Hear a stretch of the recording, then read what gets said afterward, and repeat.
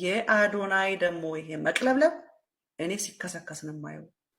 ሟርት አይደለም የምናገረው፣ ጥላቻም አይደለም የምናገረው። አይ ኬር። ግን አዶናይ ኢንፍሉዌንሰር ነው። በጣም ጥሩ ሐሳቦችን ወደ ሰው በማስተላለፍ ማስተዋል የተናገረችው ክርስቶስ ግን ሐሰተኛው ክርስቶስ ተብሎ የተነገረው ብዙዎችን ያስታል ተብሎ የተነገረው ሐሰተኛው ክርስቶስ ወይንም ደግሞ እኛ ከሰበክንላችሁ ውጪ የሰማይ መላእክት እንኳን ቢሰብኩለት ተረገመ ይሁን። ሰላም ጤና ይስጥልኝ። እንዴት አላችሁ? እግዚአብሔር የተመሰገነ ይሁን። ወቅታዊ በሆነ ጉዳይ ተመልሼ መጥቻለሁ። በዚህ ቪዲዮ የምንመለከተው እንግዲህ ለአዶናይ አንዲት ነብይት የፕሮቴስታንት እምነት ተከታይ ናት። እንግዲህ ትንቢት ተናግራለች ይከሰከሳል ብላ። ያ ነገር ምንድነው እንመለከታለን። እንዲሁም ደግሞ ማስተዋል የሰበከችው ክርስቶስ ምንድነው፣ ማን ነው፣ እንዴት ነው የሚለውን እነ ወንድሞቻችን ፈለገና ልደተ ቃል አንዳንድ ነገሮችን ያስቀምጣሉ። እነዚህንና ሌሎች ነገሮችን እንመለከታለን። እስከ መርሃ ግብሩ ፍጻሜ ድረስ አብራችሁን ቆዩ። ይህን ቪዲዮ ላይክ ማድረጋችሁን ቤቱንም ሰብስክራይብ ማድረጋችሁን እንዳትረሱ። ከሁሉ በፊት እንግዲህ የኔታ ይባቤ ታላቁ ሊቅ አራታይ ነው ከዚህ ዓለም ድካም ማረፋቸው ይታወሳል። እንደው ዛሬ ቀብራቸውም ተፈጽሟል ማለት ነው በናዳ ሐዋርያት።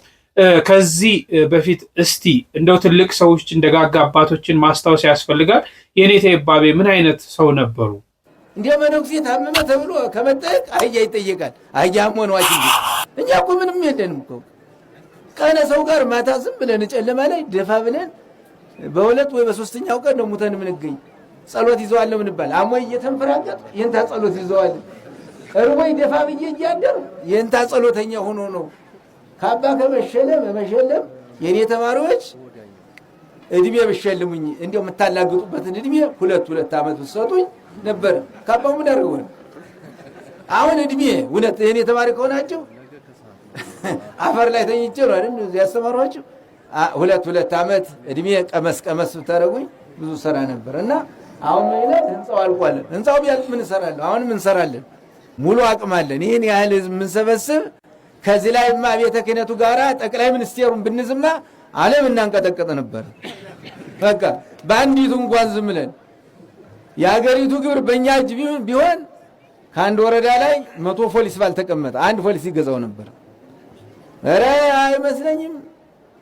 አባብሎ ሀገር አይገዛም። ኧረ አይደለም፣ የካቶሊክ ስራ ነው ይሄ። መለካዊ የሚሉት እምነት አለ። መንግስት ያወጣውን ነገር ኧረ እንደዚህ ሆነ አይሆንም። ፖለቲካው ሲነካ እንደ ጣት ቁስል ያስብላል። ኧረ እንደዚህ አይደለም። የኛም ቤተ ክህነት ደሞዝ ሲነካ ያስለቅሳቸዋል። ቤተክርስቲያን ሲደፈር ደግሞ ያስቃቸዋል። የተሰቀለባችሁ ምናምን ይሆን ደሞዛችሁ ላይ ነው። አሁን ዋና ምሽትም ቢወስድ አትናገርም። ደሞዝም ይነካ ግን አገር ውይ ነው። ኧረ ስራ አይደለም፣ ህዝቡን እንጠብቀው። ኧረ ስራ አይደለም፣ የሚበላ ይጠፋ። ኧረ ህዝቡ ተዋህዶ እምነቱን እየለቀቀ ወደ ሌላ ነው ሁሉ ያለ። ኧረ አይሆንም። እናንተ የሰንበት ተማሪዎች ደግሞ ወደ መጨረሻው የምታብዱ ምሸት አዚያ መቃብር ጎጆ የመቃብሩ ጋኔ እያደረባችሁ ነው። 12 ሰዓት በኋላ ቤተክርስቲያን ልቀቋል። ድራማ ትላለህ። ምን ማለት ነው ድራማ? መዳራት። ላሚቱ ደርታለች ይባላል። ባለጌ የት ላይ አለ? ተራረገሱ ላይ ድራማ ሚዲያ ሽሽጎሽ ምትጫወት። ዛሬ ቀለበት ሊያስሩ ነበር ሚዳቆቹ። አባታችን ሰዓት እንዳይሄድባቸው ብዬ ነው እንጂ ትናንት አንድ ሴት ሚዳቋ አምጥተዋል። የገና ደግሞ ወንድ። አሁን አንድ ላይ እየተጫወቱ ነው። ውል እየተጻፈ ነው። በመጨረሻው ላይ ምሽት ዛሬ እሑድ ስለማይዳር አሁን ክርስቲያን እሑድ ቀን አይዳር ማስከኞና ሙስሊም። ስለዚህ አሁን ዛሬ ማጋባቱን ብዬ ነው ለማስከኞ ጠርቻቸዋለሁ እንድትመጡ ብዬ ነው። የዛሬ 15 ዓመት ግሸን እጄ 4 ማዕዘን ያለች ቤተክርስቲያን ተሰርታ ይዋል። ሁለት ነገር አይምሮዬ ላይ አረፈ። አንደኛ ሴት አይግባ ይባላል። በኢትዮጵያ ገዳማት ሴቶች ገዳማት አይረገጡ ሲሉ ሰማና ውስጥ ገባ ደግሞ እነ መሐመድና እነ ጅብሪል ይገባሉ። ኧረ ስለ እግዚአብሔር ሕግ ይውጣ። ከመሐመድ እኔን የወለደች አሁን ዘካርያስ የወለደች እናት ብትገባ ምንድነው ችግሩ? እኔ ሴቱ ገዳም ወንዱ ሴቱ ይገባ ማለት እኮ አይደለም። ከነ መሐመድ ጣና እንተኔ ላይ ሂጅ ባለፈው ዳጋ ሂጅ መሐመድ ምናምን ያመዳም ልጅ በመቋም የጀርባው እና አሁን ደግሞ ይኸውላችሁ እንደዚህ ሆኖ አንደኛ ሴቶች አያዋትም፣ ሁለተኛ እቺ ግሸን አጼ ዘርዓ ያዕቆብ የሰሯት ነገ ብትፈርስ ዲዛይኑ እንዴት ይሆናል ብዬ 15 ዓመት ባይምሮዬ ጸንሼው ነው። 15 ዓመት ድሃ መቋጨት በቀር ሌላ የሚያደርገው የለም። ባለስልጣን የፈለገውን ይሰራል። አሁን ያን አይምሮዬ ላይ ሳረገው አንዳንድ ወንድሞች ጋር ተጨዋወተንና በጭቃ ልስራው ሲል ኧረ እንዲህ እንሞክረዋልና ይኸው ይህንን ያህል ህንፃ ቦለኬት መነኮሳቱ እዚሁ ራሳቸው ሰርተው በጠጠር ብቻ ነው የተሰራ። 00 ጠጠር ነው፣ ሌላ ረዳሽ ምንም የለው። አጠቃላይ አድርገው ይህን ህንፃ ውስጡ ላይ የመጀመሪያ የማርያም ጸበል የነበረው ውስጥ ገብቶ 3 ቦታ ላይ ገብቷል። በምስራቅ አለ፣ በሴቶች አለ፣ በወንዶች አለ። ያሳዝናል በጣም እንግዲህ ልብን የሚሰብር ዜና ነው። እንግዲህ ማረፋቸው እንደው እድሜ ብትሸልሙኝ አፈር ላይ ተኝቼ ነው ያስተማርኳችሁ እያሉ ብዙ ነገሮችን ሲናገሩ እውነትን የሚናገሩ በተለይ ቤተክርስቲያን ስትፈርስ ቤተክርስቲያን ስትቃጠል ማንም ምንም እንደማይል ደሞዙ ሲነካና ደሞዙ ሲቆረጥ ግን ምን ያህል እንደሚጮው ያቺ ቤተክርስቲያን ስትኖር ነው ደሞዝ የሚገኝ ለቤተክርስቲያን ማንም ድምፅ እንደማይሆንና ዝም እንደሚባል ይጠቅሱ የነበሩ እውነትን ይናገሩ የነበሩ ደግ አባት ናቸውና ዛሬ ላይ የምንመለከተው ነው። እነዚህ አባቶች እንግዲህ ከስንት ዓመት በፊት እንዲህ በትንቢት አይን በመነጽር እየተመለከቱ የሚመጣውን ነገር እየተመለከቱ የሚናገሩት እና እግዚአብሔር አምላክ የሚወዳቸውን በእውነት የሚወዳቸውን ለእሱ የተገዙትን እየሰበሰበ የራሱ የሆኑትን እየሰበሰበ ነው ወደ ራሱ ማለት ነው። ይብላኝ ለእኔና ለእናንተ። እንደዚህ አይነት አባቶች ሲኖሩ ይጸልዩልናል።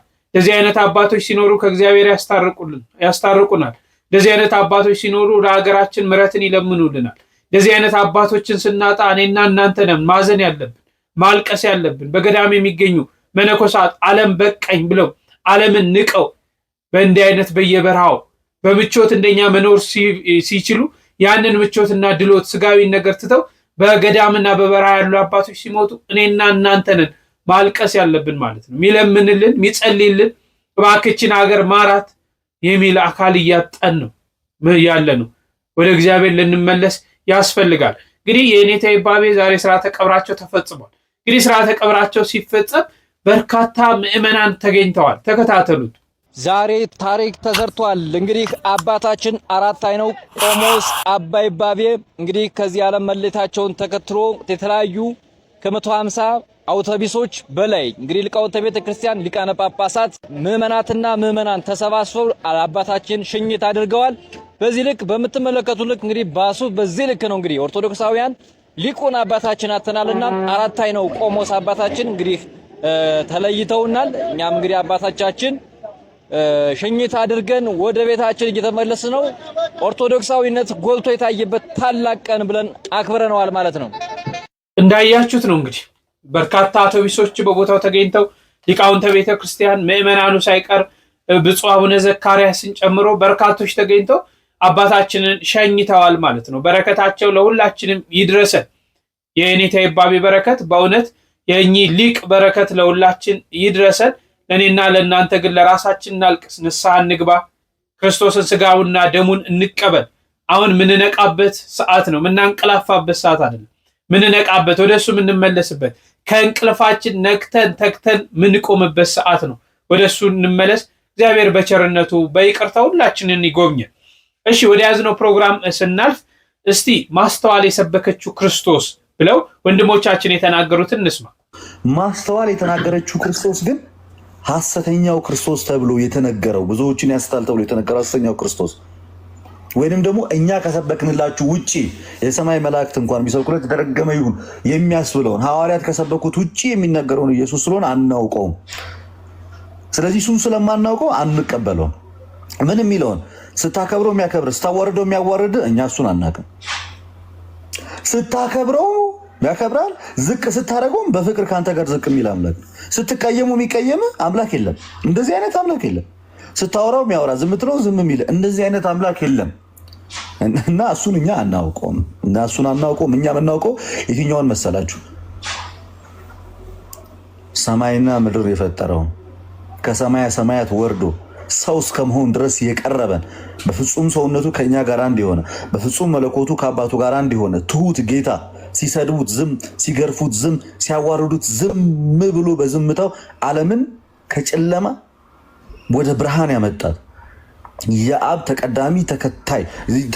ተቀዳሚ ልጁ ተከታይ የሌለው ከመንፈስ ቅዱስ ጋር አንድ የሆነ በሶስትነቱ ከእግዚአብሔር አብ ከእግዚአብሔር መንፈስ ቅዱስ ጋር የሚመለክ በባህሪ ሰውነቱ ከድንግል ማርያም ስጋን ነስቶ እኛን የመሰለ ራሱን መስዋዕት አድርጎ በመስቀል ላይ ያቀረበ ሕያው ቅዱስ ዘላለማዊ ዳግመኛም የሚመጣ የሞተ ይልቁንም ከሙታን መካከል የተነሳ በኋላኛም ወደ ሰማይ ያረገ ዳግመኛም የሚመጣ በእያንዳንዱ ላይ ደግሞ በጽድቅ የሚፈርድ በኋላም ደግሞ ኃጥአንን ወደ እሳት ጻድቃንን ወደ ገነት በሚያገባው አምላክም ጌታም አባትም ንጉስም ሰውም አምላክም የሆነውን ክርስቶስ ኢየሱስን ነው የምናውቀው። እንደዚህ ብሎ ሊናገር ሊመሰክር የሚችል ጴንጤ አታውቅም። ስለዚህ የማስተዋል ኢየሱስ ሐዋርያት የሰበኩት ኢየሱስ ስላልሆነ እሱን እዛው መድረክ ላይ ሌላ የሚቀበል ሰው ካለ ይቀበል። እኛ ግን አስቀድመን እውነተኛውን ክርስቶስን የያዘን ስለሆነ ነው። ሌላኛው ማርያም ማርያም ማርያም ስላለ አዶናይን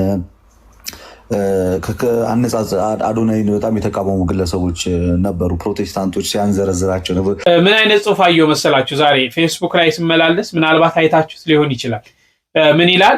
ማንቸስተር ዩናይትድ እና ማንቸስተር ሲቲ። አስተውሉት፣ ማንቸስተር ዩናይትድ እና ማንቸስተር ሲቲ። አሁን ሁለቱ ስማቸው ይመሳሰላል አይደል? ለማንቸስተር ማንቸስተር የሚለው ነገር ግን የተለያዩ ናቸው። ማንቸስተር ሲቲም የተለየ ነው፣ ማንቸስተር ዩናይትድም የተለየ ነው። ልክ እንደዛ አለ ወንድማችን በፌስቡክ አቤኔዘር ይባላል የጻፈው። ልክ እንደዛ የኛ ኢየሱስ ክርስቶስ እና ፕሮቴስታንቱ የሚሰብኩት ኢየሱስ ክርስቶስ የተለያየ ነው። የተለየ የስም መመሳሰል ነው እንጂ ሌሎቹ ይለያያል። ስማቸው ብቻ ነው። እኛ ኢየሱስ ክርስቶስን የምንሰጠው እና እነሱ የሚሰጡት አንድ አይደለም። ለምሳሌ እኛ ፈራጅ አምላክ፣ ዳኛ፣ እውነተኛ ንጉስ፣ የድንግል ማርያም ልጅ አዳኛችን እንላለን። እነሱስ አማላጅ ይሉታል። ብዙ ነገር ጌታ ኢየሱስ ክርስቶስ ያዘዘውን ራሱ አይተገብሩም። እኛ ግን እሱ ያዘዘውን ምን ተገብርነን ማለት። ስለዚህ ልዩነት እንዳለ በደንብ ልናስተውል ያስፈልጋል። ኢየሱስ ተብሎ ስለተጠራ ብቻ ተመሳሳይ እንዳይመስላችሁ። የቱ ኢየሱስ? የሚያማልደው ነው ወይስ የሚፈርደው? የድንግል ማርያም ልጅ የሆነው ኢየሱስ ክርስቶስ ነው ወይስ የቱ ብሎ መጠየቅ ያስፈልጋል ማለት። ስለዚህ ልንደናገር አያስፈልግም። እሺ እንግዲህ በቲክቶክ ክሬቲቭ አዋርድ ላይ ታስታውሳላችሁ፣ ማርያም ማርያም ማርያም ብሎ በተለይ ልጁ ግን በጣም እድለኛ ነው። አንዳንድ የሰውን ስስ ብልት ማግኘት ይችላል። አዶናይ በጣም ስስ ብልታችን በርካቶች ለምሳሌ እሱ በሚያነሳቸው ሀሳቦች የማይስማሙ ሰዎች አሉ። ግን አሁን ማርያም ማርያም ሲልኛ ኦርቶዶክሳውያን በቃ ፈዘን ስለምንወዳት እኮ ነው። ቀረን በዛው የዚህ ልጅ ሁሉ አድናቂ ሆነን በጣም ተደሰትን። እና አንዲት ሴትዮ እንግዲህ ነብይ ይቅርታ ነብይ ናት፣ ሴትዮ ስላልኩ ነው ይቅርታ፣ ነብይ ናትና እስቲ እንስማት። የአዶናይ ደግሞ ይሄ መቅለብለብ እኔ ሲከሰከስ ነው የማየው። ሟርት አይደለም የምናገረው፣ ጥላቻም አይደለም የምናገረው። አይ ኬር። ያውም እንደ አዶናይ ምንም አይነት መሰረት የሌለው ቤዝ የሌለው ድንቁርናን የሚያስተምር ትምህርትን የሚያንቋሽሽ ሰግጥ ማግጥ እያለ የሚያስተምር የሌለ ፍልስፍና ያመጣ ምንም አይነት ትምህርትን፣ ምግባርን፣ ሞራልን፣ ካልቸርን ሁሉ የሚንቅ የሚሰድብ፣ ባህልን የሚሰድብ፣ ሃይማኖትን የሚሰድብ፣ ኤቭሪቲንግን የሚሰድብ፣ መማገጥ፣ መንዘላዘል፣ ከኖርም ውጭ መሆን፣ ዲስኦቤይ ማድረግ እንደ ዝና የሚያስተምር this is very dangerous, very very dangerous. እኔ I pray for him፣ ጸልይለታለሁ። ሊመስል ይችላል እንደ ወረቀት ሰዓት የነደደ ሰማይ ላይ የደረሰ ዝና ሊመስለው ይችላል። እንደ ሌሎቹ ወጥቼ አንበሳ ገዛና አንበሳ ትግራባይ አልለውም because I care. Adonai is very dangerous man። እኔ በጣም ማዘን በጣም መልካም ወላጆች እንዳሉት ሰምቻለሁ።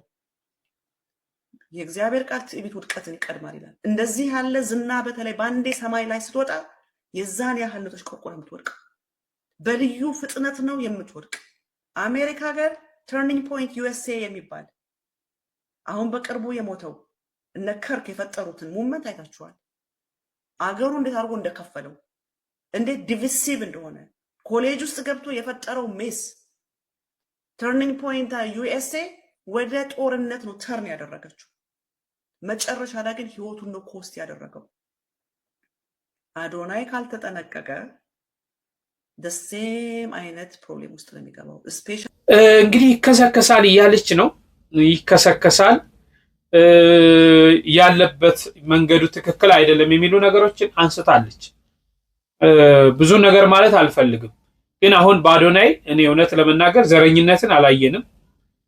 ሰግጥ ፈምስ ብሎ ደግሞ የሚናገረው የራሱ አይዲዮሎጂ እንዳለ ለምሳሌ ተማሪዎች ሰግጡና ፈምሱ ይላቸዋል። በምንድነው የምትሰግጡ? በትምህርታችሁ ላይ ሰግጡ፣ አጥኑ። ስትፈምሱስ በውጤት ትፈምሳላችሁ፣ በውጤት አንደኛ ትሆናላችሁ እያለ እነዚህ ነገሮች ሲናገር ነው የምናየው። ብዙ ወጣቶችን ደግሞ እውነተኛ ነገር ወጣቶች የሚኖሩበትን ህይወት ምን አይነት ህይወት መኖር እንዳለባቸው የሚናገር ነውና እንደው እሷ ካለችው ጋራ በርካታ ነገሮች በእኔ አንድ አይደለምና እንደው እንዲህ አይነት ትንቢት የሚናገሩ አካላቶችን ስንመለከት ምንድነው ትንቢቱ ብሎ ማጥራት ማየት ያስፈልጋል። እዚህ ላችኋል ኦርቶዶክስ ለሁለት ስትፈርስ አያለው፣ ስትበተን አያለው ሲሉ የነበሩ አካላቶች ከዛ በኋላ ምን አይነት ስራዎች ሲሰሩ እንደነበር እና እንዲህ አይነት ከጀርባቸው ምን አለ የሚሉ ነገሮችን ብንመለከት ብዬ አስባለሁ። በዚህ ላይ እናንተም ሐሳብ እንድትሰጡ ለእናንተ ድሉን እየሰጠው በጣም ደስ ያለኝ ነገር ጠበቃ ሰብለ በተለይ ይሄ ስለ አለባበስ ዙሪያ የሰጠችው ነገር ከህግ አንጻር ያለውን ነገር ተከታተሉት። እንደፈለኩ መልበስ መብቴ ነው ማለት እንችላለን። እንዲቆያችሁ ጠበቃ ሰብለ አስፋ ነኝ። እንግዲህ ከኋላ ያለው አለባበስ በጣም አነጋጋሪ ይሆናል። ከዚህ ጋር በተገናኘ እንግዲህ የተወሰኑ ሰዎች ማናችንም ራሳችንን በፈለግንበት መልኩ ልናለብስና በፈለግነው ዲዛይን ልብስ ልንገልጽ እንችላለን የሚሉ አሉ። በሌላ በኩል የህዝብ ሞራሊቲ የሚል አለ።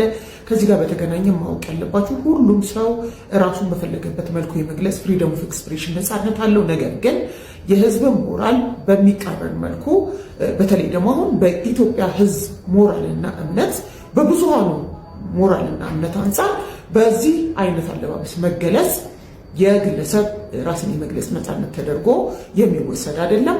ማንኛውም ሰው ያለው መብት የህዝብን ሞራሊቲ በሚቃረንበት ሰዓት እና ህዝቡ አጸያፊ ነውር ነው በሚለው መልኩ መልበስ ከሞራል ተቃራኒ ብቻ ሳይሆን በኢፍድሪ ወንጀል ህግ መሰረት እስከ 3 ወር ድረስ ሊያሳስር የሚችል መሆኑን መገንዘብና የኛ መብት የማህበረሰቡን ሞራል ሲቃወም ሲጻረር ሊገደብ እንደሚችል አውቆ ጥንቃቄ ማድረግ ይገባል። ለሚመጣው ትውልድም የምናሳያቸውን ነገሮች መጠንቀቅ አስፈላጊ ነው። አመሰግናለሁ።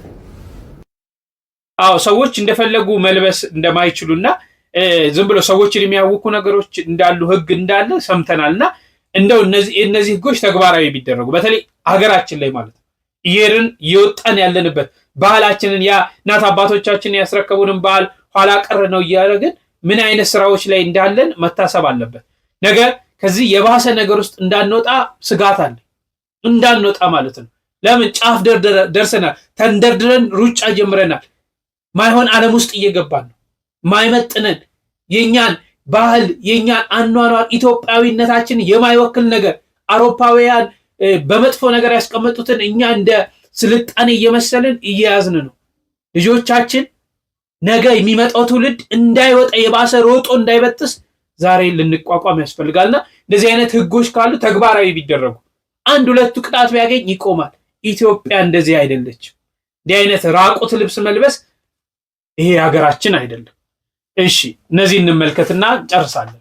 ቅዱስ ጊዮርጊስ ቡርክታዊትን ከዘንዶ አፍ አዳናት የምትሉ ሰዎች በደንብ አድርጋችሁ ስሙኝ።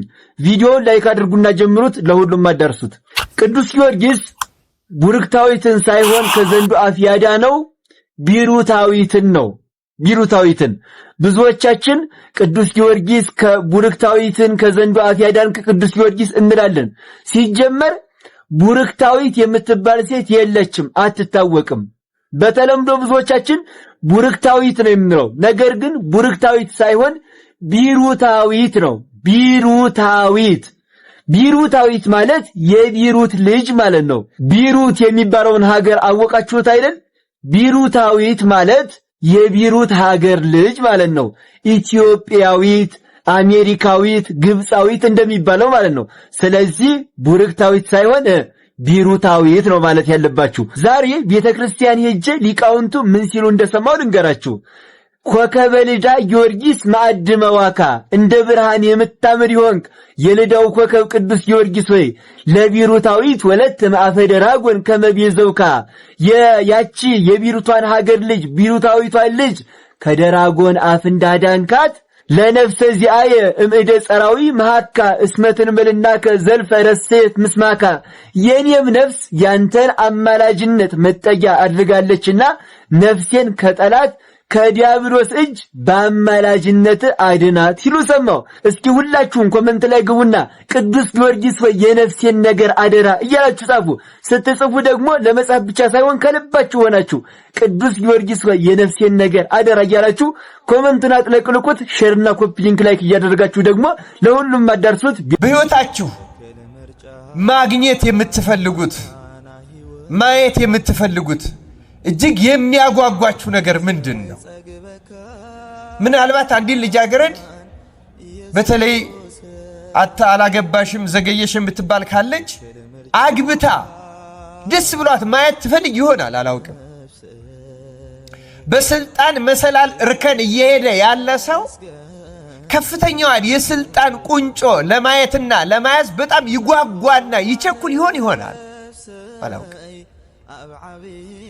ዩኒቨርሲቲ ያለ አንድ ሰው ትምህርቱን ጨርሶ ድሃ ቤተሰቦቹን ለመርዳት የሚቸኩል ተማሪ ይኖር ይሆናል። እኔ እነዚህን እንደ ምሳሌ ያነሳው እንጂ ምናልባት አንዳንዶቻችሁ ልቡናችሁን ስቅዝ አድርጎ የያዘ እግዚአብሔር እንዲያደርገላችሁ የምትፈልጉት ሆኖ ማየት የምትፈልጉት ወላጆችም ልጆቻቸው እንደዛ ሆኖ ማየት ይጓጓሉ። ልጄን ድሬ ኩዬ እንደዚህ ሆኖ አይተው ብለው ይጓጓሉ። ሰዎች እንደዚህ የሚጓጉለት ነገር እንዳለ ሁሉ ዳዊት ደግሞ የሚያጓጓው በጣም እናፍቃለሁ። በጣም ይገርማል። በጣም እግዚአብሔር እኮ ቃል በቃል የሚያናግረው ነው። ዳዊት ይህን ሁሉ ምስጢር የገለጸለት ነው። ግን ዋልያ ወደ ውሃ ምንጭ እንደሚናፍቅ አቤቱ እኔ ወደ አንተ እናፍቃለሁ፣ እንዲሁ ነፍሴ ወደ አንተ ትናፍቃለች። የኛ ነፍስ የሚናፍቃት ምንድነው? ክርስቲያኖች ምንድነው በውስጣችን ጉጉት? ለምሳሌ አንዳንድ ሰዎች በዓል ሲደርስ በዓሉ ያጓጓቸው ይሆናል። ምን ያጓጓቸዋል? በሕይወታችሁ ጉጉት የሚያደርጋችሁ ምንድነው? የአንድ የእውነተኛ አማኝ ነፍስ እንደዚህ አይነት ጉጉት የሚያደርባት ወደ እግዚአብሔር መቅረብ ብቻ ነው። ያዕቆብ ዘስሩግ እመቤታችን ቅድስት ድንግል ማርያምን እሳታዊት ታቦት ይላታል።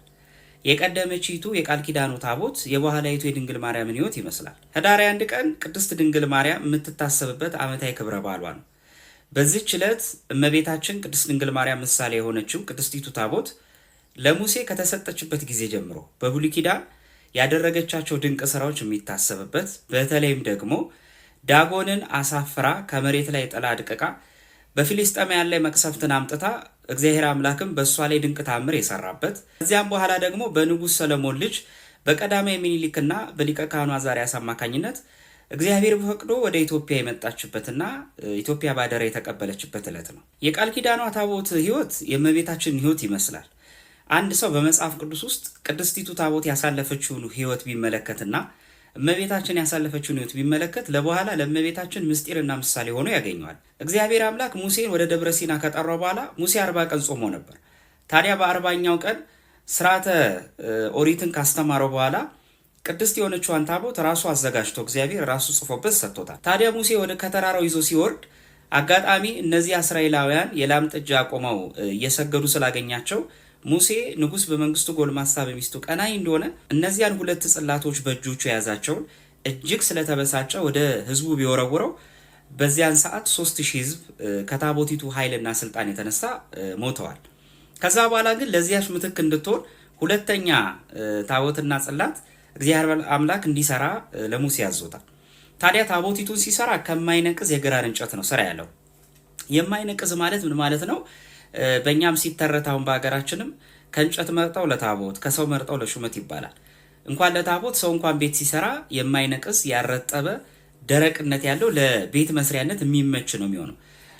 ያቺ ቅድስቲቱ ታቦት ለክብረ እግዚአብሔርም ነው ከማይነቅዝ የግራር እንጨት ያለው። ሁለተኛው ደግሞ ደጓሏ ለእመቤታችን ምሳሌ ይነስላላት ነው። እንዴት? የማይነቅዝ እንጨት ማለት እመቤታችን ያ መንቀዝ የተባለ መርገመ ስጋ መርገመ ነፍስ ካላገኛት ከንጽሕት ቅድስት ድንግል ማርያም የወደቀ ስጋ አይደለ ንጹህ ስጋ ሙስና መቃብርን አይደለ የተቀደሰ ሰውነትን ይዛ ከተገኘሽ ከቅድስት ድንግል ማርያም ፍጹም ሰው ሆኖ ለመወለዱ ምስጢርና ምሳሌነት አለው። ስለዚህ የበኋላ ታቦት ማለት እመቤታችን ናት። ከማይነቅዝ የሚለው መርገም ያላረፈባት ጉስቁልና ያልወደቀባት መሆኗን ያመለክታል። ከዛ ደግሞ ታቦቲቱን በውስጥና በውጭ በወርቅ ለብጣት ብሎታል። በውስጥና በውጭ በወርቅ ለብጣት ደግሞ ማለት እመቤታችን ቅድስት ድንግል ማርያም በስጋም በነፍስም በአፋ በውጭም በውስጥም ንጹህ ለመሆኗ ምሳሌነት አለው። የእመቤታችን ንጽህና በምድር ላይ ካሉ ከወርቅና ከዕንቁ ይበልጣል። ለዚህ ነው ሶሎሞንም ጥበበኛው በመኃልየ መኃልይ ሶሎሞን መጽሐፉ ላይ አልብኪ ነውር ያላት እመቤታችንን ምንም ነውር የለብሽም ብሏታል። ምን ማለት ነው? ነውር የለብሽም መርገመ ስጋ መርገመ ነፍስም የሐልዮ ኃጢአትም ጭምር የነቢብም የገቢርም ኃጢአት አልተገኘብሽም ማለት ነው። ከዛ በኋላ ያቺን ታቦቲቱ እንዳዘዘው ሰራ። ጽላቱን ከእብነ በረድ አዘጋጀና እግዚአብሔር አምላክ በብርሃናዊ በተቀደሰ እጆቹ 10ቱን ቃላት ጽፎበታል። ስለዚህ ዛሬ በአክሱም ጽዮን የምናገኛት ያቺ ቅድስቲቱ ታቦት ማለት ሙሴ በእጆቹ ያዘጋጃት እግዚአብሔር ራሱ በእጁ የጻፈባት የእግዚአብሔር ለሰው ልጆች የሰጣት የተቀደሰች መገናኛ ዙፋኑ ናት። ታዲያ እንግዲህ ታቦቲቱ ለብዙ ዘመናት ከሙሴ መሪነት ጋር አብራ የቆየች ናት። ኢያሱም ሲተካ በኢያሱ ላይ አድሮ እግዚአብሔር አምላክ ድንቅ ስራ ሲሰራ ታቦቲቱ ከኢያሱም አልተለየችም። ታዲያ እስከ ሶሎሞን ዘመን ድረስ ከእስራኤላውያን አልተለየችም።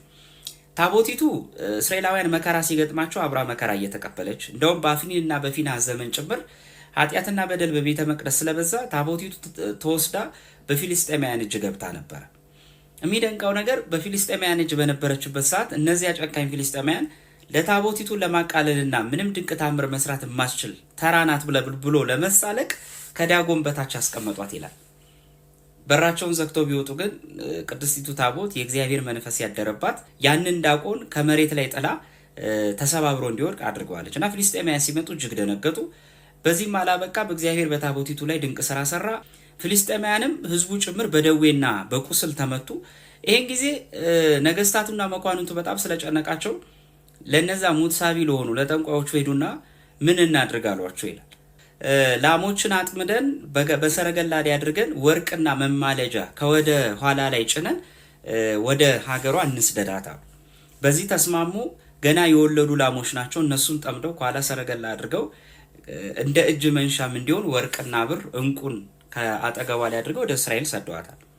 በዚያ ዘመን ደግሞ ታቦቲቱ ወደ እስራኤል የምትመለስበት ዘመን ማለት ንጉሥ ዳዊት ስልጣን የያዘበት ዘመን ማለት ነው። እስራኤላውያን ወታደሮቹና ካህናቱ ቅድስቲቱ ታቦት ይዘዋል ሊመጡ ሲል ካህናቱ መንካት የሚገባቸውን ብቻ ቅድስት ታቦት ኦዛ ግን በእጆቹ በመንካቱ ተቀስፏል። ምክንያቱም ኦዛ ለምንድን ነበር የነካው? ለታቦቲቱ አዝኖ ነበር። ነገር ግን የእግዚአብሔርን ታቦት ከካህናት በቀር ማንም መንካት አይገባውም ነበር። ላሞቹ ሲፋንኑ ታቦቲቱ የምትወርቅ መስሎት ዘሎ እጁን ቢሰነዝር በዚያ ሰዓት ተቀስፎ ሞቷል። ይሄም ለበኋላ ለእመቤታችን ምሳሌ ነው። ለእመቤታችን ለቅድስት ድንግል ማርያም። እመቤታችን ቅድስት ድንግል ማርያም በዕረፍቷ መታሰቢያ በጥር 21 ቀን ከተደረጉ ተአምራት መካከል አንዱ ከአይሁድ ተልኮ የመጣ ታውፈንያ የተባለ ሰው አይሁዳዊ ነው። የእመቤታችንን አስክሬን አቃጠላለሁ ቢል መልአኩ እጁን ቀስፎት በኋላ ግን እጁ ተመልሶለት ተፈውሷል እና የተዋፈንያ ምሳሌ እንደሆነ ሊቃውንት ያነሳሉ። ተአምር ቅዱስ ዳዊት ሲሰማ ምን አለ? ቅድስቲቱ ታቦት ወደ እኔ ትመጣ ዘንድ እንዴት ይሆንልኛል በማለት አርንቆ ተናገረ። ከበኋላ ላይ በንጉሥ ሶሎሞን ዘመን ግን በቀዳማዊ ምኒልክ አማካኝነት አዛሪያስና በተባለው ካህንና በሌሎቹ ካህናት አማካኝነት ቅድስቲቱ ታቦት ወደ ኢትዮጵያ መጣ። በተለያዩ ሀገራት ከረገጠች በኋላ ወይም ከተቀመጠች በኋላ ወደ አክሱም ጽዮን ዛሬ ባለችው በተቀደሰችይቱ ቤተ መቅደስ ለብዙ ዓመታት ተቀምጣ እናገኛታለን። ወደ ኢትዮጵያ ቅድስቲቱ ታቦት ብቻ አይደለም የመጣችው፣ እመቤታችንም መጥታለች። ለዚህ ቅድስቲቱ ታቦት የእመቤታችንን ሕይወት ይመስላል ያልነው ከዚህ መነሻነት ነው። በዚች ቀን በአክሱም ጽዮን ቅድስቲቱ ድንግል ማርያም በእልልታና በይባቤ የምትከበርበት የምትመሰገንበት፣ ታቦቲቱም ወደ ኢትዮጵያ በመምጣቷ ሐሴትን የምናደርግበት ቀን ነው። እግዚአብሔር አምላክ ከእመቤታችን ከቅድስት ድንግል ማርያም በረከት ረድኤቷን ያሳትፈን። ለመምህሮቻችን ቃል ሕይወትን ያሰማልን፣ እኛም በሰማነው ደግሞ ፍሬ የምናፈራበት ያድርገን። እግዚአብሔር አምላክ ሀገራችንን ሰላም፣ ፍቅር፣ አንድነት ይስጠን። እንግዲህ ስለ አርሲ ዝም ማለት የለብንም። በአርሲ የሚገኙ ኦርቶዶክሳውያን ዛሬ መከራቸው እየበዛ ነው። ዝም ልንል አይገባም። የቻልነውን ሁሉ ማድረግ አለብን። እግዚአብሔር በምሕረቱ በአባትነቱ በፍቅሩ በርህራሄው ይጎብኘን።